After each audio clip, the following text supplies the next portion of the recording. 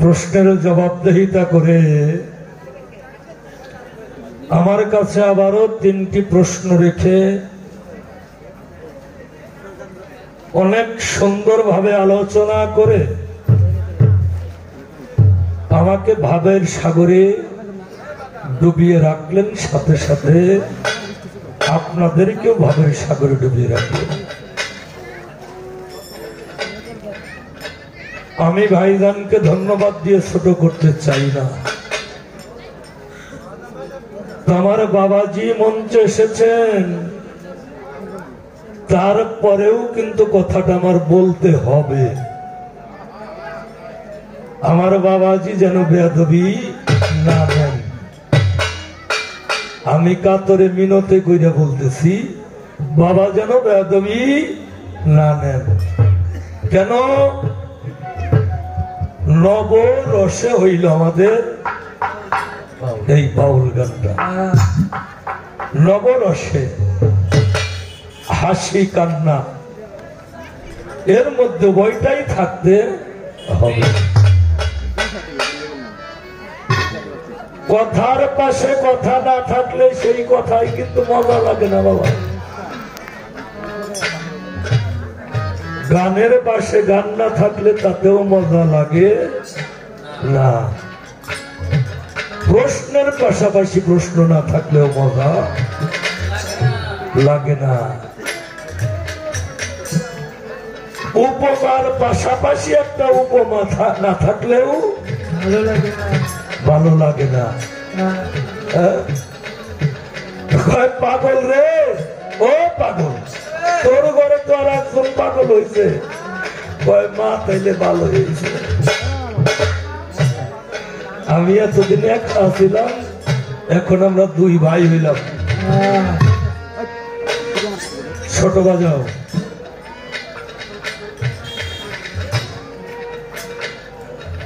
আমাদের মানিকগঞ্জ জেলার অনেক মেয়ে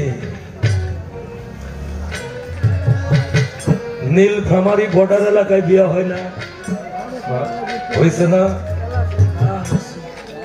বুড়িমারি বর্ডারে বিয়ে হয় না, হিলি বর্ডারে বিয়ে হয় না।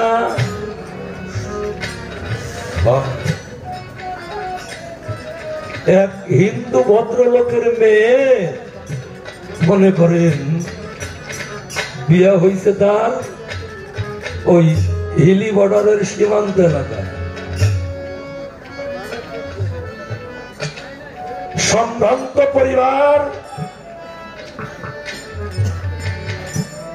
বাড়িতে থাকে এক চাকর, চাকরের নাম হইল নইছে।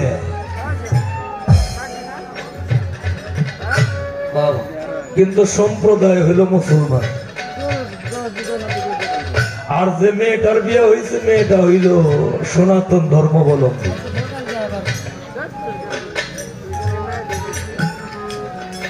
বিয়ে শাদী হওয়ার পর থেকেই ওর সাথে একটু মহব্বত, ওই যে বাড়ির চাকর নিচের সাথে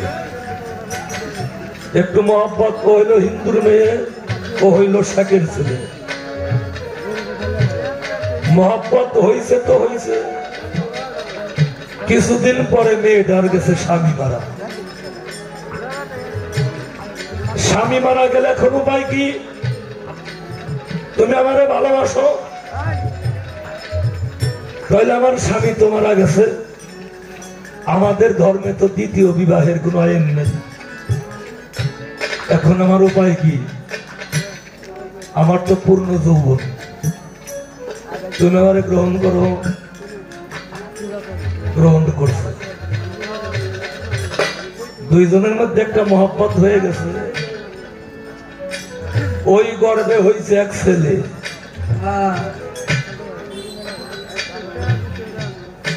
এখন এই ধামরাই এলাকা থেকে, সাভার এলাকা থেকে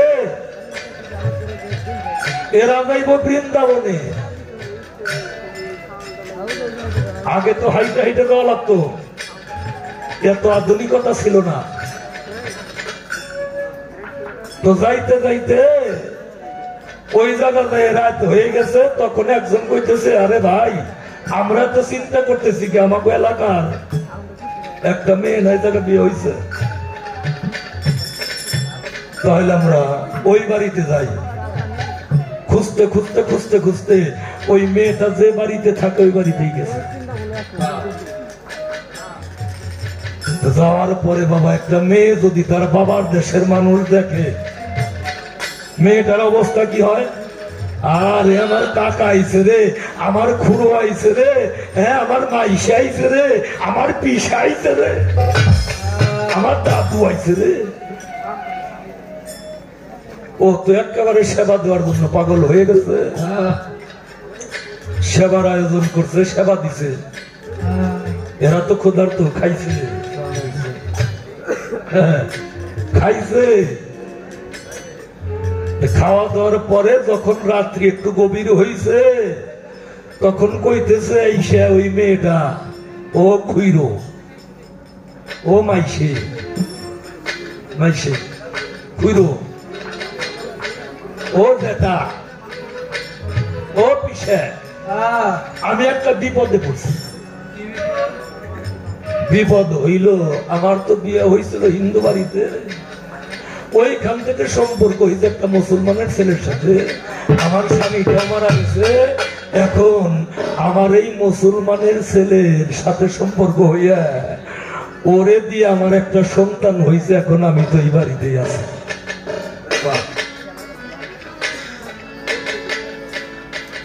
তো আমি তো হিন্দুর মেয়ে, তোমরা আমার মুরব্বী, আমাকে সমাজ থেকে বয়কট করছে, একবারে করছে। এখন তোমরা আমার মুরব্বী, তোমাদের কাছ থেকে একটা বুদ্ধি আমি নিতে চাই। কি বুদ্ধি রে মা? এখন এই ছেলেটার বাবা হইল মুসলমান, আমি হইলাম হিন্দু, তাইলে এটা ক্রস হয়ে গেছে না? ক্রস হয়েছে, এটা দোয়াসলা হয়েছে, দোয়াসলা। ও খুইল, এখন তোমরা বুদ্ধি দিয়ে যাইবা মারে, ওরে কি পইতে পড়ামু না ওরে সুন্নতে খাতনা দিব?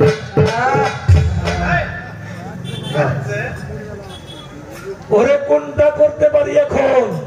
পইতেই পড়ামু না সুন্নতে খাতনা দিব? মুসলমানের দেই পালন করুম না হিন্দুটা পালন করুম? এই জবাবটা তোমরা দিয়ে যাইবে। এই ওর আত্মীয় স্বজন যারা গেছে তারা কইতেছে, মা রে তোর কাছে একটা কথা জিজ্ঞেস করি, এই প্রশ্নটার জবাব আগে আমাকে দিয়ে নে আগে। আমরা হইলাম হিন্দু, আমরা জীবনে মুসলমানের বাড়িতে যাইয়া ভালো করে বসিলে, হ্যাঁ এক গ্লাস পানিও হইল মুসলমানের বাড়ি আমরা খাই না, খাইলে আমরা সমাজচ্যুত হয়ে যাবো। এই যে না যাই না বুঝে শেহের বাড়ি আমরা খাইলাম, আমরা নিয়ত করে আইছি আমরা যাবো বৃন্দাবনে। এখন মা তুই আমাকে একটা বুদ্ধি দে, আমরা কি বৃন্দাবনে যাবো না মক্কা শরীফ যাবো?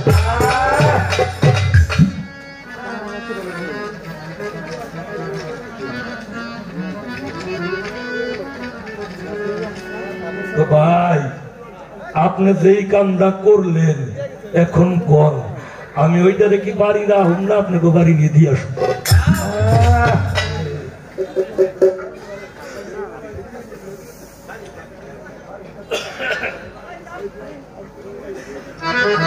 তাহলে মক্কা শরীফে যাই, বেলাটা কমাও বাবা, মেলা কমবো, মেলা 50 গ্রাম কমে দেবো। এখন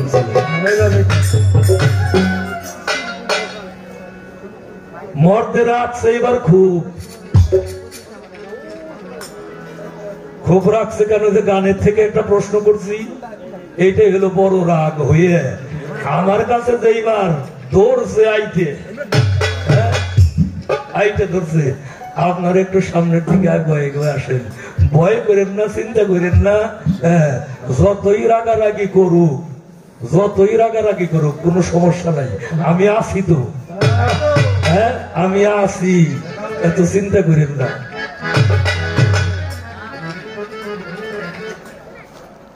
বড় পীর আব্দুল কাদের জিলানী মাহবুবে সুবহানী কুতুবে রব্বানী গাউসে শামদানী নূরে ইয়াজদানী রহমাতুল্লাহ চলে গেলেন মক্তবে। ওই যে কইছিলাম না ফেরেশতা বান্দা আছে, আসমানি কয় বান্দা আছে, তাহলে আজরাইল কি জান কবজ করে না? বান্দা থাকে। হ্যাঁ, আমার শামসু চাঁদের যারা আনুগত্যতা স্বীকার করছে, যারা আনুগত্যতা স্বীকার করছে তারা কি সংসার করে না বাবা? তারাও সংসার করে। গৌরাঙ্গ মহাপ্রভু বলছে, হাতে করো গৃহ কর্ম, মুখে বলো হরি, অনায়াসে দিয়ে যাবে ভব সিন্ধু। আমার বড় পীর আব্দুল কাদের জিলানী রহমাতুল্লাহ আলাইহি আজরাইল, জিবরাইল, ইসরাফিল, মিকরাইল যত ফেরেশতাই আছে, খালি এই ফেরেশতারা না, আমার দাদা ভাই উনি শয়তানরে বশীভূত করেন। ওনার শক্তি দ্বারা উনি শয়তানকেও বশীভূত করেছে। মক্তবে যখন চলে যায়, মক্তবে অনেক ভিড়, জায়গার সংকুলন হয় না। আমার বড় পীর আব্দুল কাদের জিলানী ওইখানে যাইয়া আরাম মতো বসতে পারে না। আল্লাহ বলে, ওরে ফেরেশতা তোমরা দেখো কি তাকাইয়া, এই মুহূর্তে যাও না কেন ওই মক্তবে চলিয়া? গাইবি হতে আওয়াজ আসে, তোমরা রাস্তা ছাড়ো। তাই আল্লাহর জবরদস্তি ওলি এসেছে, তাকে বসার ব্যবস্থা করে দাও। আমার হুজুরকে বসার ব্যবস্থা করে দেয়। সেখানে যখন তার উস্তাদ বলে, বিসমিল্লাহির রহমানির রহিম পাঠ করো, আলিফ বা তা সা জিম হা খা দাল জাল র জা, আমার বড় বিশ্বাস একদম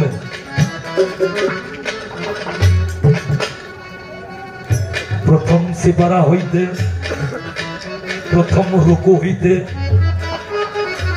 18 সিপারা পর্যন্ত মধুর সুরে পাঠ করতে থাকে। আর ওই মধুর সুরে নিমজ্জিত হয়ে যত ছাত্র এবং তার শিক্ষক মাতোয়ারা হয়ে যায়। কোথা দিয়ে বাবা সকাল গড়িয়ে দুপুর হয়ে যায়। বলে, বাবা তুমি আরো পাঠ করো, আরো বলো। আমার বড় পীর সাহেব কয়, আমি আর তো জানি না। আমার মা জননী আমাকে জঠরে রেখে 18 ছিপারা কোরআনে হেফজ করেছে, এ পর্যন্তই আমার সীমানা। ওস্তাদ বলে, এমন মায়ের এমন ছেলে জগতে আর তো দেখি নাই। আমি ওই জননীর পথে যাই একবার একটু তাজিম করতে চাই।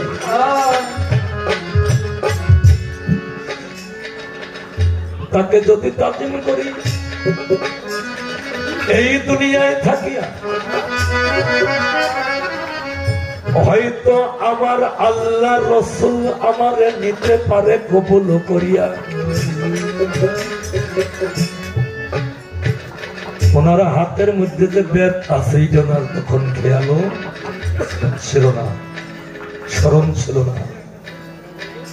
আমার বড় পীরকে বলে, বাবা আমি তোমার মা জননীকে একটু দেখতে চাই। আমার বড় পীর সব আগে আগে আসে, আর সেই হুজুর শিক্ষক তার পিছনে পিছনে আসে। তারা হাতের মধ্যে ব্যাগ। আমার বড় পীরের মা জননী ভাবলো, আমার সন্তানটি তাহলে কোনো বেয়াদবি করেছে। হাতে একটা লাঠি নিয়ে আমার বড় পীরকে শাসন করার জন্য যখন মা জননী সামনের দিকে অগ্রসর হয়, আমার বড় পীর ওই লাঠি দেখে দৌড়াইতে দৌড়াইতে কবরস্থান গুরুস্থানের উপর দিয়ে রওনা হয়ে যায়। আমার মা জননী পিছে পিছে রওনা হয়েছে। কবর থেকে সমস্ত মুর্দার হাতে একটা করে ডাপট। কবরের মধ্যে ডাপট থাকে না? কিসের ওইগুলো? বাঁশে। একটা করে ডাপট হাতে নিয়ে প্রত্যেকেই দণ্ডায়মান হয়েছে, কে এমন ব্যক্তি আমার বড় পীরের গায়ে আঘাত করতে পারে। আমার বড় পীর বলল, খামোশ। আমার মা আমাকে বিনা অপরাধেও আঘাত করতে পারে, সে তো আমার মা। তোমরা যার যার জায়গায় চলে যাও। সকলেই যার যার কবরস্থানে চলে গেল, কিন্তু একটা ব্যক্তি না সরবান্দা, সে আমার বড় পীরের পায়ের মধ্যে জড়াই ধরে বলল, আমি যাব না, আমি যাব না। আমি এমন একজন আল্লাহর ওলির সংসর্গ পেয়েছি, আমি তাকে ছেড়ে কখনোই যাব না। আমার বড় পীর বলল, যাইতে তো হবেই বাবা, কিন্তু তোমাকে একটা কথা বলি, তুমি যেহেতু আমার পদযুগল জড়িয়ে ধরছো, তোমাকে তো কিছু দিতেই হবে। তুমি আজ থেকে কিয়ামত পর্যন্ত থাকবে।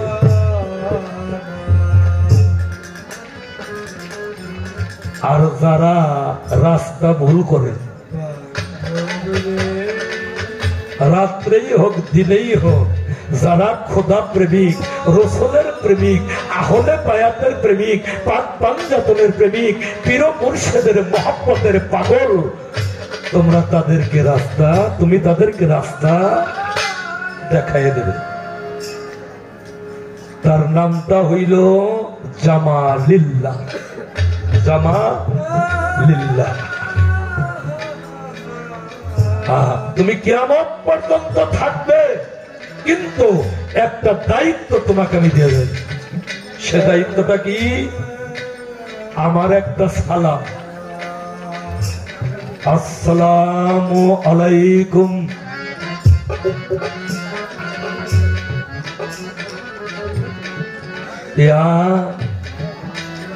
হযরত ঈসা আলাইহিস সালাতু ওয়াস সালাম।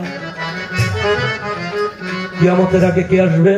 একজন আসবে ইমাম মেহেদী আলাইহিস সালাতু ওয়াস সালাম, আর একজন আসবে হযরত ঈসা আলাইহিস সালাতু ওয়াস সালাম। আমার এই সালামটা তুমি হযরত ঈসা আলাইহিস সালামকে যতক্ষণ পর্যন্ত পৌঁছাইয়া না দিবে, ততক্ষণ পর্যন্ত তোমার মৃত্যু হবে না। এই দায়িত্বটা তোমার আমি দিয়ে গেলাম, তুমি এই সালামটা ঈসা নবীরে পৌঁছাইয়া দিও।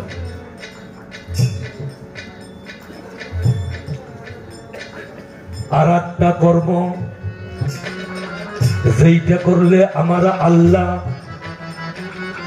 বেজার জায়গা হইয়া, যেই কর্মটা নিষেধ আছে এই দুনিয়ায় থাকিয়া, একটা মানুষ হইয়া মানুষকে কখনোই যাবে না রে মারা। আমার বড় পীর আব্দুল কাদের জিলানী রহমতুল্লাহ আলাইহি জ্ঞান করলেন এই ধারা। কি কারণে করেছিল? কি কারণে করেছিল? হেলাল সরকার খুলে বলো, কি কারণে করেছিল?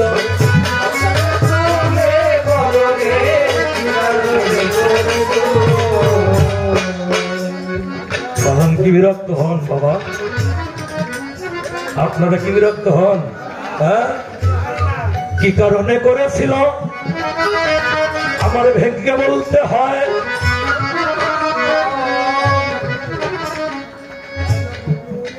জঠরের মধ্যে ছিলেন আমার বড় পীর,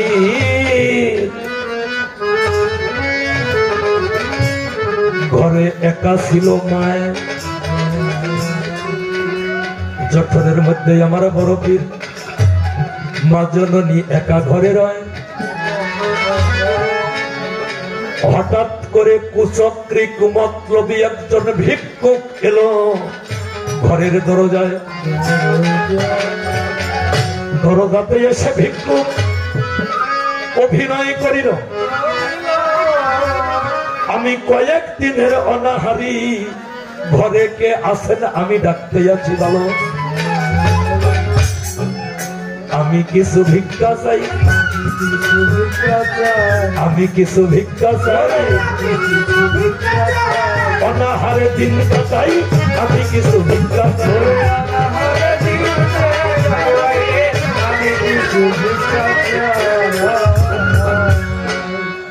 ঘরের বাহিরে হইতে মা জননী ভয় পাইছিল ভাই। ভিক্ষুক এইবার উঠানের মধ্যে গড়াগড়ি খাইতেছিল, তাই এই দৃশ্যটা দেখে কমলমতি কমলের হৃদয় মা জননী কি কর্ম করিল,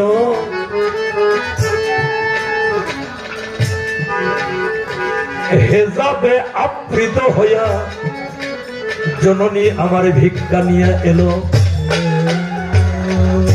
হস্তটা বাহির করিয়া যখন ভিক্ষা দিতে যায়, মায়ের হাতের চেহারা দেখে ওই ভিক্ষুক পাগল হইয়া যায়। নফস আম্মারাই তাগিদ দিল, নফস আম্মারাই তাগিদ হস্তটা অঙ্গি ধরিল, নফস আম্মারাই তাগিদ দিল।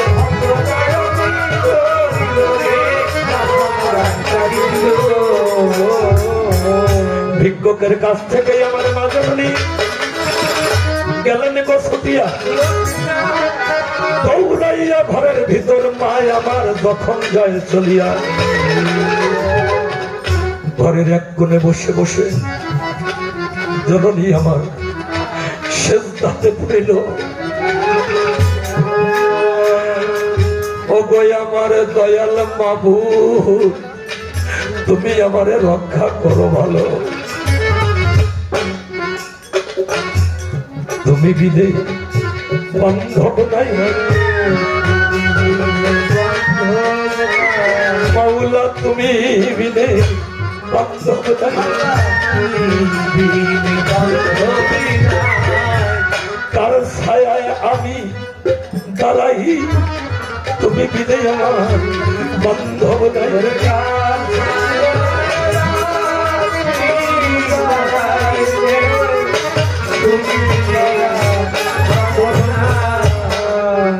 কানতে কানতে মা জননী যখন পক্ষ দেয় ভিজাইয়া,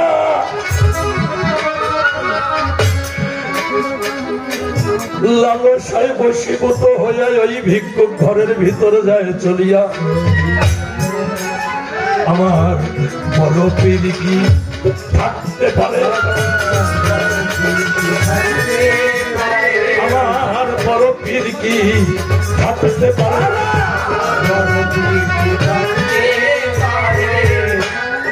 আসলো পীরে বাহির হয়ে বড় পীর কি থাকতে পারে।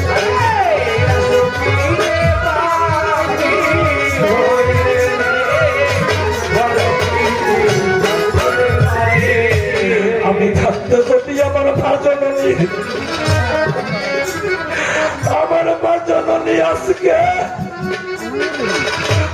অসতীদায় হইয়া আমার পীর নামের কলঙ্ক হবে এই জগতে থাকিয়া। আমার মা বিজয়া বান্ধব নাই,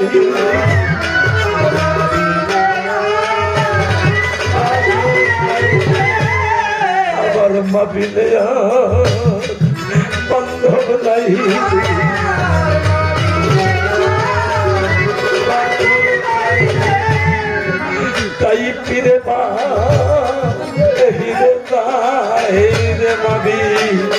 নেয়ার বান্ধব নাই রে।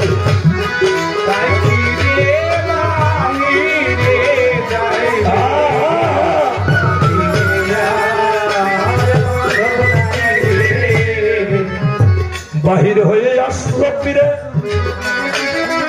একটা বাঘের রূপ ধরিয়া, পশুকে সংহার করতে হয় একটা পশুর রূপ ধরিয়া।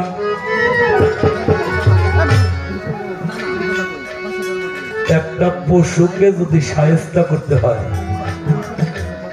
তাহলে কিন্তু ওই মানুষটার ভিতরে যতক্ষণ পর্যন্ত পশু প্রবৃত্তি জাগ্রত না হবে ততক্ষণ পর্যন্ত সে শায়েস্তা করতে পারবে না।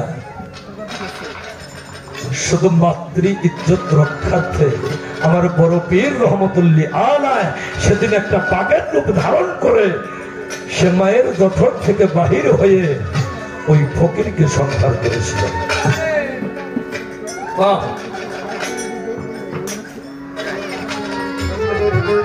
এতে কোনো পাপ হইতে পারে না। আর একটা প্রশ্ন আছে আমার ভাইয়ের, আমি জবাব করে তারপরে একটি গান করব। আমার নবীজির মুখের নূর দিয়ে কি তৈরি করা হয়েছিল? ওই যে একটা গান গাইছি, সকল কিছু বানাই নবীজির নূর দিয়া। ওইটা কিন্তু জিটকে শরীফের তালিম। আমি জিটকে থাকলে কি বোঝাতাম, ওই যে সৌদি আরবে আমার নবীজি আবির্ভূত হয়েছেন না, সৌদি আরবে কিন্তু গাধা বেশি, গাধা বেশি না। আমার জিটকা শরীফে জন্ম হইলেও আমি ওই রকম একটা গাধা, আমি ওই রকম একটা গাধা। ও দাদা, আমার নবীজির নূর দিয়ে তৈরি হয়েছে, মুখের নূর দিয়ে তৈরি হয়েছে কলম, যা দিয়ে সমস্ত কিছু লিখনি হইতেছে, সমস্ত কিছু লিখনি হইতেছে। আদি হইতে অনন্তকাল লিখতেই থাকবে কলম, লিখতেই থাকবে। আর আমার নবীজির পবিত্র চক্ষু মোবারকের নূর দিয়া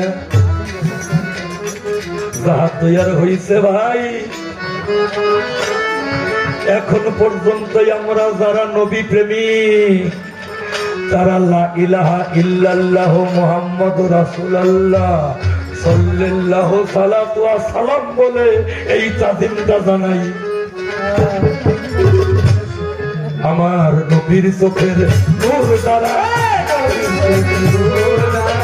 নবীর চোখের নূর দ্বারা হইছে বলা, নবীর চোখের নূর দ্বারা